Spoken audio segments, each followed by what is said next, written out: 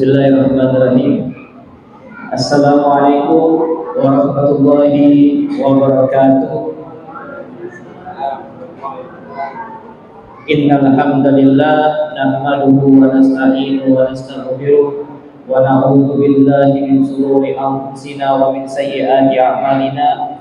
May yahdihillahu fala mudilla lahu wa may yudlil fala hadiya lahu. Rabbi shrah li sadri wa yassir li amri wa hlul 'uqdatam min lisani yafqahu qawli, amma ba'du.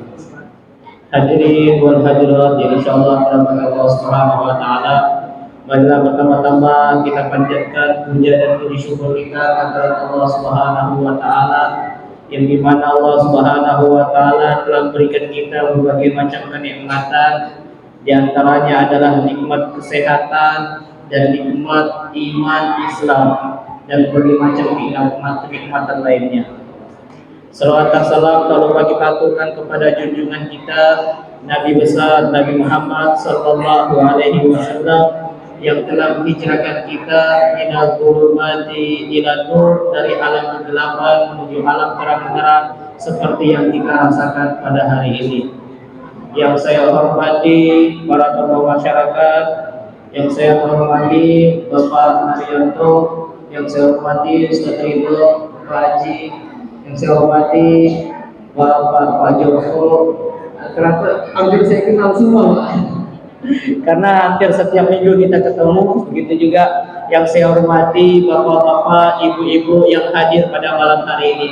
Kita berdoa kepada Allah Subhanahu wa taala, mudah-mudahan yang hadir pada malam hari ini Allah senantiasa berikan kesehatan dan panjang umur, amin ya rabbal alamin. Hadirin wal hadirat yang insyaallah dirahmati Allah Subhanahu wa taala. Alhamdulillah pada malam hari ini kita berkumpul di tempat yang mulia ini pada malam Jumat, pada malam sebelum Muharram atau pada malam hari Asyura. Kita sama-sama memperingatinya, dan di mana alhamdulillah di Indonesia ini Pak, ada satu adat yang sangat luar biasa, satu adat yang sangat baik, yaitu di bulan Muharram kita sama-sama meriahkan atau memperingati lebarannya anak yatim atau santunan anak yatim. Dan alhamdulillah pada malam hari ini dilaksanakan oleh pengurus Masjid Ar-Ridho Kilo 2, dan bahkan Pak Joko bilang bukan hanya sekali. Dan ini berapa kali tadi? 4 kali, dan ini sangat luar biasa, Pak. Mudah-mudahan semua pengurus Masjid Ar-Ridho maupun donatur dan hadirin jamaah yang hadir pada malam hari ini, Allah balas kebaikan tersebut dengan pahala yang berlipat ganda. Serta kita mohon kepada Allah Subhanahu wa taala, mudah-mudahan hajat kita dikabulkan oleh Allah Subhanahu wa taala. Mengapa diriwayatkan Rasulullah sallallahu alaihi wasallam bersabda, "Idza at-turidu at-tuhibbu an talina qalbaka wa tudraka hajataka irham bil yatim warsaha." Karena Nabi Muhammad bersabda bahwasanya kalau kita ingin hati kita dilembutkan oleh Allah, kita ingin hati kita dibersihkan oleh Allah, hati kita disucikan oleh Allah, dan hajat-hajat kita dikabulkan oleh Allah Subhanahu wa taala, kata Nabi Muhammad, irhamil yatim, sayangi anak yatim. Kalau ingin hati kita bersih, kalau ingin hati kita suci Pak, maka sayangi anak yatim. Kenapa di hati? Karena hati ini anggota inti. Kenapa anggota inti? Kalau hatinya baik, fa idza salahat salat jasadul. Kalau hatinya baik, insya Allah anggota tubuh bakalan ikut bagus. Begitu juga kalau kita ingin hajat-hajat kita dikabulkan oleh Allah Subhanahu wa taala, kata Nabi Muhammad, irhamil yatim, kasihan, sayangi anak yatim. Sayang itu di hati, Bu. Kasihan itu di hati. Kenapa? Karena benar-benar sayang, benar-benar peduli itu datangnya dari mana, Dek? Dari hati. Hatinya gelisah, hatinya sedih ketika melihat anak yatim. Hatinya sedih ketika melihat kesusahannya anak yatim, sehingga apa? Dia buru-buru keluarkan hartanya buat membantu anak yatim. Dan inilah contoh yang dilaksanakan oleh Rasulullah Shallallahu Alaihi Wasallam Rasul paling sangat peduli dengan anak yatim, Rasulullah paling sangat sayang kepada anak yatim, dan bahkan orang-orang miskin dan orang fuqara, duafa, dan juga janda-janda jompo. Bahkan Nabi Muhammad SAW memiliki sifat wa idza da'atul miskinu ajaba ijabatan muajjalah wa yarhumul bil yatimi wa anmala. Jadi Nabi itu Pak, saking pedulinya sama orang miskin, saking pedulinya sama duafa, saking pedulinya sama fuqara, kalau Nabi Muhammad itu diundang Bu, diundang sama orang fakir, diundang sama orang miskin, pasti datang Bu. Kalau datang pasti duluan Bu. Yang lain belum datang, Nabi sudah datang. Kenapa? Wa idza da'atul miskinul ajaba. Kalau orang miskin pasti langsung datang. Kenapa? Karena Nabi sangat peduli dengan orang miskin. Orang Nabi sangat bersayang dan peduli dengan mereka. Kalau kita sekarang nih Pak, kebalik Pak ya. Kita sekarang nih kebalik Bu. Serius. Kenapa? Tunggu orang kaya, pejabat ngundang, baru duluan datangnya. Acara habis isya, tahlilan, syukuran, habis maghrib udah duduk di masjid duluan. Tunggu orang miskin yang undang, terkadang kita astagfirullahaladzim, terkadang kita masih mikir-mikir mau datang Bu. Terkadang kita pikir ngapain datang, paling 5-10 orang yang datang, ngapain datang tahlil, palingan juga makannya teh hangat sama pisang goreng. Astagfirullahaladzim. Inilah uswah yang dicontohkan Nabi. Ini yang patut kita ikuti. Ini contoh yang harus kita ikuti. Nabi ketika diundang oleh orang miskin, ketika diundang oleh orang fakir, diundang sama orang yang lemah, Nabi langsung buru-buru datang. Sebelum para sahabat datang, Nabi sudah duluan datang. Dan inilah yang harus kita contoh. Kenapa Bu kita harus sayang kepada orang yang duafa, kita harus sayang kepada orang yang fakir, kita harus sayang kepada miskin. Kenapa Bu? Karena nanti di hari kiamat indahum daulah. Mereka memiliki apa? Memiliki satu kesatuan, mereka memiliki organisasi nanti di akhirat. Innal fuqara wal masakin indahum daulah yaumal kiamat. Jadi orang miskin, orang fakir, orang duafa itu memiliki satu kesatuan di hari kiamat. Ketika mereka memiliki satu kesatuan di hari kiamat, mereka bisa memberikan syafaat kepada orang lain. Mereka bisa memberikan pertolongan kepada orang lain. Mereka bisa memasukkan orang lain ke dalam surga. Luar biasa. Dan kenapa? Karena mereka masuk surganya lebih dahulu. Karena mereka masuk surga lebih dahulu daripada orang kaya. Jadi orang miskin dulu masuk, kemudian 50 tahun, dalam riwayat yang lain juga ada 500 tahun, mereka lebih dahulu masuk ketimbang orang kaya. Ketika maka Allah Subhanahu wa taala berikan keistimewaan kepada mereka untuk dapat memberikan syafaat dan memberikan pertolongan. Tapi yang jadi pertanyaan ini, orang miskin fakir yang mana dulu Bu ya? Orang fakir yang mana? Orang fakir yang rajin sholat, orang fakir yang rajin sembahyang, ibadah, yang sabar dengan keadaan apa adanya, yang selalu bersyukur. Dan fakir inilah yang akan masuk surga lebih dahulu daripada orang kaya dengan jarak 500 tahun Bu. Dan bahkan mereka diberikan keistimewaan oleh Allah Subhanahu wa taala untuk dapat memberikan syafaat kepada orang-orang. Kata Allah Subhanahu wa taala Bu, "Unduru ila man at'amakum." Lihat siapa yang dulu sering kasih makan ente. Lihat dulu siapa yang sering kasih uang ente ketika di dunia. Siapa yang sering kasih bantuan, siapa yang sering kasih ini. Coba cari waman kasakum sauban, dan cari siapa yang sering kasih pakaian. Kata Allah Subhanahu wa taala, cari mereka. Kalau sudah dapat, ajak mereka masukkan ke dalam surga. Luar biasa hadirin hadirat. Inilah keistimewaan orang-orang fuqara, orang-orang masakin, orang-orang yang lemah, yang senantiasa dekat kepada Allah Subhanahu wa taala. Allah berikan kedudukan istimewa di hari kiamat. Maka dari itu Bu, Nabi Muhammad SAW itu Pak, ada satu doa yang senantiasa Nabi Muhammad sering ucapkan. Nah, ini doa ini mungkin kita yang hadir di sini ini tidak mau mengamalkannya ini Bu. Apa doa Nabi Muhammad SAW? Allahumma ahyini miskinan wa amitni miskinan wahsurni zumratul masakin. Doa ini Bu, mungkin kita di masjid ini tidak ada yang mau doa ini. Tapi Nabi Muhammad senantiasa membaca doa ini. Apa doanya? Allahumma, ya Allah, ahyini miskinan. hidupkan saya dalam keadaan miskin. Wa amitni miskinan, dan matikan saya dalam keadaan miskin. Wahsyurni zumratul masakin, dan bangkitkan saya bersama orang-orang miskin. Bu, ada enggak yang mau amalkan doa nih, Bu? Ada apa enggak, Bu? Hah? Ada? Saya aja masih mikir-mikir, Bu. Enggak ada. Kenapa? Karena kita rata-rata mintanya fulus, kaya, berkah. Misalnya pedagang gitu, Bu, misalkan ya pedagang gitu mintanya ya Allah rugi, ada enggak? Enggak ada. Yang adanya ada untung. Beda macam sahabat Nabi itu. Ada satu sahabat, Pak, Abdurrahman bin Auf ini termasuk sahabat Nabi yang paling kaya, Bu. Saking kayanya tuh, Bu, kalau sedekah itu 10.000 dirham, bukan 10.000 rupiah, Bu, 10.000 dirham. Kalau 1 dirham itu sama dengan 4 gram emas. Nah, sekarang kira-kira 1 gram emas itu berapa, Bu?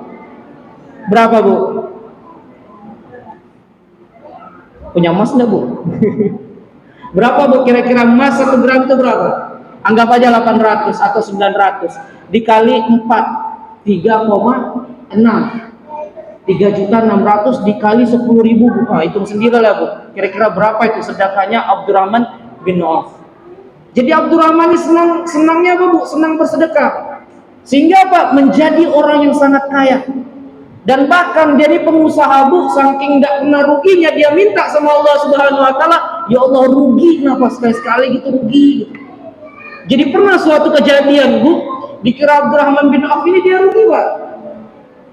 Jadi ketika itu para orang-orang di Madinah itu menjual kurma, karena dia salah satu bisnisnya itu adalah juragan kurma. Jadi dia beli karena orang tawari sama dia kurma busuk, Bu, kurma yang sudah tidak bagus busuk ya.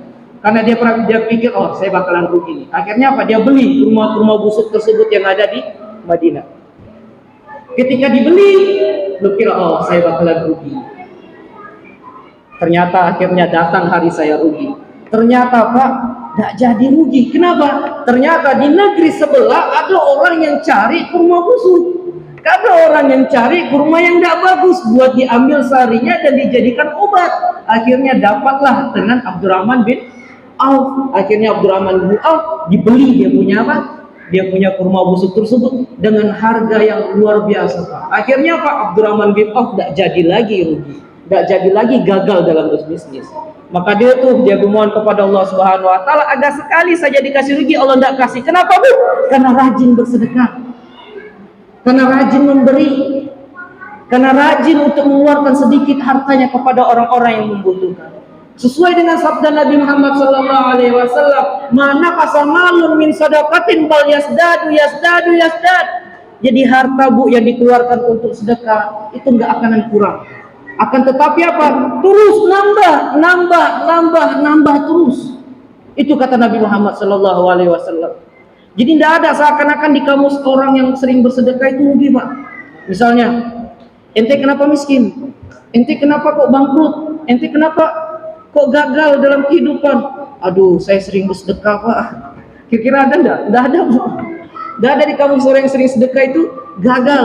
Di kamus orang yang sering bersedekah itu hartanya tuh berkurang. Enggak ada. Kenapa? Nabi Muhammad katakan bal yazdad, senantiasa bertambah. Kalau bisa, Bu, wajaridil junub, kalau bisa bantu tetangga-tetangga yang membutuhkan. Wajaridil qurba, tetangga-tetangga yang ada hubungan kerabat dengan kita, saudara, sanak keluarga, ipar, om, tante dan lain sebagainya. Kita bantu, Bu. Kita berikan. Kenapa? Karena Nabi Muhammad SAW mendoakan orang yang senantiasa bersedekah itu apa? Bal yazdad, hartanya akan bertambah dan berkah. Maka dari itu, Bu hadirin insyaallah dirahmati Allah Subhanahu wa taala, Nabi Muhammad senantiasa menyayangi anak-anak yatim, menyayangi orang-orang yang miskin, menyayangi dan peduli kepada orang-orang fuqara dan janda-janda jompo. Perhatikan, Pak, ini janda maksudnya dan janda pirang, Pak. Janda-janda jompo, ya. Dan apalagi di akhir zaman ini, Pak, susah sekarang kita melihat ini, Pak. Apa namanya? Sekarang yang kaya pedulinya sama yang kaya, yang miskin ya sama yang miskin. Gimana yang kaya tidak semakin kaya, yang miskin tidak semakin miskin karena keadaannya begitu, Pak. Karena keadaannya sudah seperti itu di akhir zaman, Bu. Contohnya di Lebaran itu. Di Lebaran itu sebelum Lebaran, apa namanya itu bahasanya tuh bingkisan nggak? Parcel nggak apa namanya? Bingkisan, Bu ya. Yang isinya piring, isinya kue luar biasa banyaknya, lengkap semua kuenya. Kirimnya kaya sama yang kaya gitu. Balas-balasan. Coba bingkisannya kan dikasih gitu sama orang yang fakir, dikasih kepada orang yang miskin gitu, atau orang yang sakit. Senangnya orang kaya sama orang miskin beda, serius tuh. Orang kaya kita kasih, kalau nggak dibalas yang nggak enak. Tapi kalau orang miskin kita kasih, Bu, demi Allah, itu persel bingkisan 1 bulan kagak dibuka, Pak. Iya nggak? Iya nggak, Bu? Iya kan? 1 bulan nggak dibuka. Begitu juga ketika ada fakir, miskin yang bertamu ke rumah kita, jangan hanya duduk di teras, Bu, ajak masuk. Kenapa? Karena uswah, contoh Nabi itu sangat peduli dengan mereka, sangat menyayangi mereka, sangat sayang kepada mereka yang fakir dan fukara. Jangan duduk di teras, usahakan suruh masuk itu ke dalam. Jangan keluarin air putih, keluarin lelimus dan lain sebagainya, ya kan, Pak? Keluarin itu kue-kue apa, nastar, black forest, nah apa lagi, kue susu, dan keluarkan semua, Bu. Jangan yang kaya doang dikasih keluar, tapi apa? Yang fakir, fukara juga kita kasih keluar, Bu. Kenapa? Orang kaya makan yang enak sudah biasa, Bu. Tapi orang yang miskin, orang yang sederhana, kita berikan hal tersebut, senangnya beda, Bu. Dan inilah yang patut kita contoh yang dilakukan oleh Nabi Muhammad SAW. Kenapa, Bu? Karena Nabi Muhammad sangat peduli dengan mereka. Nabi Muhammad sangat sayang sama mereka. Sehingga Nabi Muhammad senantiasa berdoa, ya Allah, hidupkan saya dalam keadaan miskin, matikan saya dalam keadaan miskin, dan kumpulkan saya bersama orang-orang yang miskin.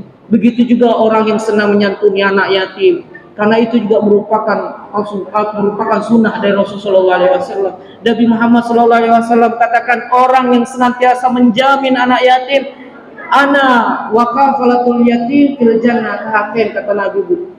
Saya sama dengan anak-anak, sama orang yang menjamin anak-anak yatim ini seperti ini, Bu. Tunjuk jarinya begini. Contoh untuk apa? Maksudnya apa? Ini menunjukkan kedudukan mereka berdua. Nabi dengan orang menjamin yatim sangat dekat, Bu. Bakalan dikumpul bersama Nabi di akhirat nanti. Dan inilah yang kita inginkan. Kemudian yang terakhir yang ingin saya sampaikan, hadirin wa hadirat yang insyaallah dirahmati Allah Subhanahu wa taala. Definisi yatim. Tadi Bapak sudah kasih tahu tadi. Definisi yatim dalam syariah itu, Pak, apa? Man mata abuhu wa lam yablugh sinul asyiddah. Jadi yang dikatakan yatim itu, Pak, Bu, adalah orang yang mati, meninggal bapaknya dan belum sampai pada umur balik. Jadi itu namanya yatim. Tapi ini sudah, alhamdulillah, sudah bagus ini. Temanya itu apa? Tadi di pamflet yang di-share itu, yatim wal duafa. Jadi apa? Kalau ada misalkan ada yang nggak balik, ada yang sudah balik misalkan umur 17, kayak Gofur ini kan sudah umur 17, Bu.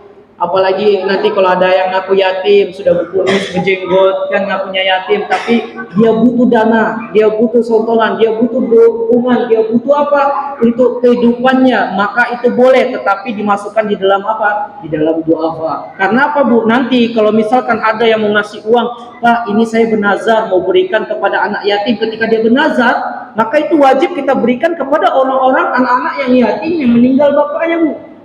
Terus belum sampai di umur yang balik, dan itu harus wajib kita berikan. Tapi ada yang sudah balik, ada yang sudah SMA atau sudah kuliah tetapi membutuhkan dukungan dana dari kita, maka boleh kita masuk ke dalam duafa. Jadi sama aja ya, dapat. Karena beda, Bu, kalau orang manusia meninggal orang tuanya, bapaknya khususnya dikatakan yatim. Kalau hewan beda. Hewan tuh, Bu, biar bapak yang jantan tuh mati, tidak bisa kita katakan yatim, tidak bisa. Kenapa? Contohnya ayam.